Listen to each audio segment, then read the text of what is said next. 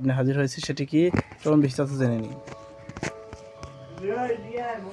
এক শাখার দুর্নীতিতে ডুবছে ইসলামী ব্যাংক, চলুন বিস্তারিত জেনে নিই।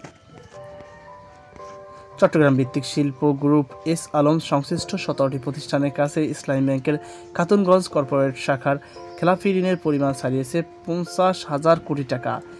এই এক শাখাতেই শেয়ার বাজারে তালিকাভুক্ত অন্যতম শক্তিশালী ব্যাংকটি ডুবেছে। তবে ব্যাংকটি এখন এসব ঋণ আদায়ে আইনি প্রশাসন পদক্ষেপ নিচ্ছে। এর মধ্যে রয়েছে বন্ধকি সম্পত্তি নিলাম ও চেক প্রতারণার মামলার রেকর্ড সংখ্যক রুজু। বাংলাদেশ ব্যাংক ও ইসলামী ব্যাংক সূত্রে জানা গেছে, খেলাপি ঋণ আদায়ের লক্ষ্যে ব্যাংকটি বন্ধক রাখা সম্পত্তি নিলামে তুলেছে এবং চেকের বিপরীত চট্টগ্রামের আদালতে 101টির বেশি সিআর মামলা দায়ের করেছে। তবে ব্যাংক সংশ্লিষ্ট একাধিক সূত্রে আশঙ্কা প্রকাশ করেছে, নিলামে ওঠা সম্পত্তিগুলো থেকে মোট খেলাপি ঋণের 10% আদায় সম্ভব হবে না। চেক এবং এফডিআর লিওনের বিপরীত মোট ঋণের 40% আদায়ের সম্ভাবনা থাকলেও অনেক এফডিআর দুর্নীতি দমন কমিশন দুদক ও বিএফআইইউ কর্তৃক ফ্রিজ করা থাকায় সেগুলো থেকেও অর্থ আদায় অনিশ্চিত হয়ে পড়েছে।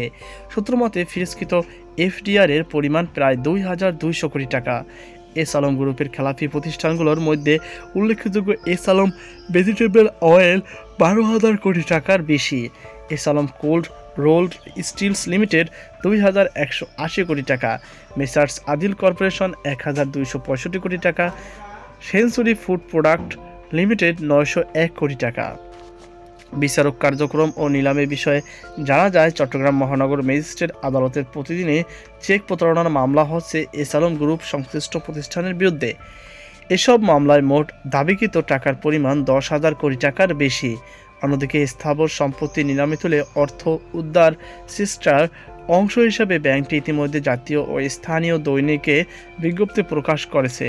তো প্রিয় দর্শক, এই ছিল আমার সর্বশেষ আপডেট। সকল বার্তা আজকে পর্যন্ত। আল্লাহ হাফেজ।